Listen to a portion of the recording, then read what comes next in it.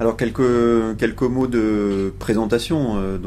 BD Becton Dickinson, c'est une société qui a été créée aux États-Unis en 1897, donc qui a plus de 100 ans, qui est présent en France depuis plus de 50 ans, et qui a pour vocation la conception et la commercialisation de dispositifs médicaux, d'un certain nombre d'appariages qui aident aux environnements de santé. Une société qui a 29 000 personnes aujourd'hui et 1800 en France, environ 6 ou 7 000 en Europe. L'approche par les valeurs et la définition des valeurs chez BD a été initiée très fortement à la fin des années 90 avec la volonté de rendre explicite les valeurs de BD. Qui sont au nombre de 4 aujourd'hui, à savoir traiter les autres avec respect, c'est la première, faire ce qui est juste, chercher toujours l'amélioration et assurer personnellement sa responsabilité. Donc ces 4 valeurs ont été élaborées après un travail qui a été fait par des groupes de réflexion partout dans BD. Et qui, par analyse successive, est remonté jusqu'au niveau direction pour arriver à ces 4 valeurs. On pourrait se dire qu'à ce niveau-là, et en termes de résultats et de résultats affichés, ces valeurs-là, qui sont celles dans lesquelles BD se reconnaît, sont des valeurs qui peuvent être assez communes et qu'on peut trouver bien sûr ailleurs. Il suffit d'ailleurs de regarder les sites internet de sociétés pour voir que des démarches d'affichage des valeurs sont assez courantes.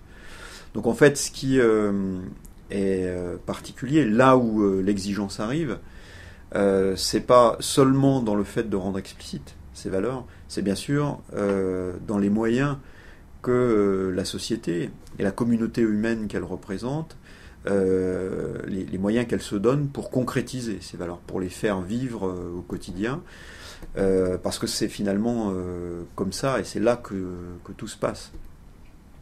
Donc par rapport à cette exigence-là, la première précaution à prendre, c'est de dire qu'une valeur, c'est un chemin, c'est toujours quelque chose qui est en évolution, quelque chose vers lequel on tend, et donc qui est une démarche exigeante, c'est jamais abouti. Et on est toujours, notamment dans un environnement professionnel, avec le risque du décalage, de la contradiction par rapport à ces valeurs. Mais ce risque-là, on doit le prendre. Aider à élaborer, mis au point, un guide éthique qui permet de rendre visible, explicite, les réflexions que BD veut voir diffusées en interne sur la façon de conduire les affaires.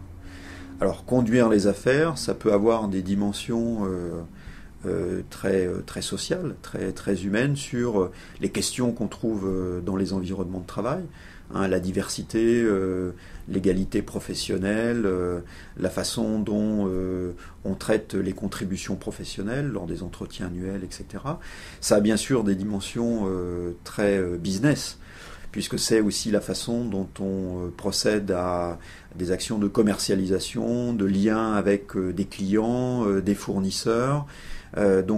Toutes ces situations-là peuvent poser des questions d'éthique et des questions liées aux valeurs fondamentales qu'on a évoquées tout à l'heure, pour assurer une forte conscience de la volonté managériale de BD. Le guide éthique a été diffusé largement dans BD, assorti de formations, alors de formations à distance qui sont obligatoires pour tous les managers, pour tous les salariés, de façon à s'assurer par des mises en situation, des jeux de rôle, des quiz, que les gens saisissent bien l'enjeu des questions de valeur et des questions éthiques, des formations aussi en stage, donc beaucoup plus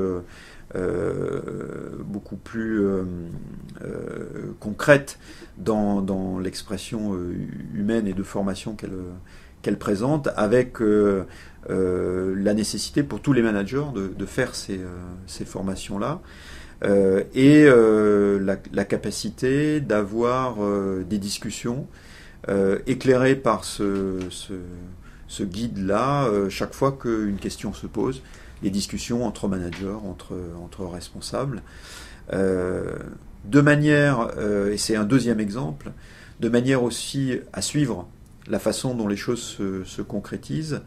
Un point est fait au minimum toutes les années au moment de l'entretien annuel, où le manager et le manager doivent faire le point sur la façon dont les valeurs ont été concrétisées au cours de l'année. Et ça, c'est une exigence assez forte qui est faite à tous les niveaux, c'est-à-dire y compris bien sûr au niveau des dirigeants, bien sûr au niveau des managers, y compris également dans des environnements de type production, par exemple pour des opérateurs. Donc ça a donné lieu à tout un travail de réflexion pour savoir comment on concrétisait des valeurs, traiter les autres avec respect, faire ce qui est juste. C'est des valeurs qui sont parfois nécessairement à réfléchir, à voir comment elles s'adaptent à des contextes, à des milieux, à des responsabilités différentes. Et je crois que cette exigence-là nous aide à progresser chez BD. En tout cas, ça a été réfléchi, conçu, voulu pour ça.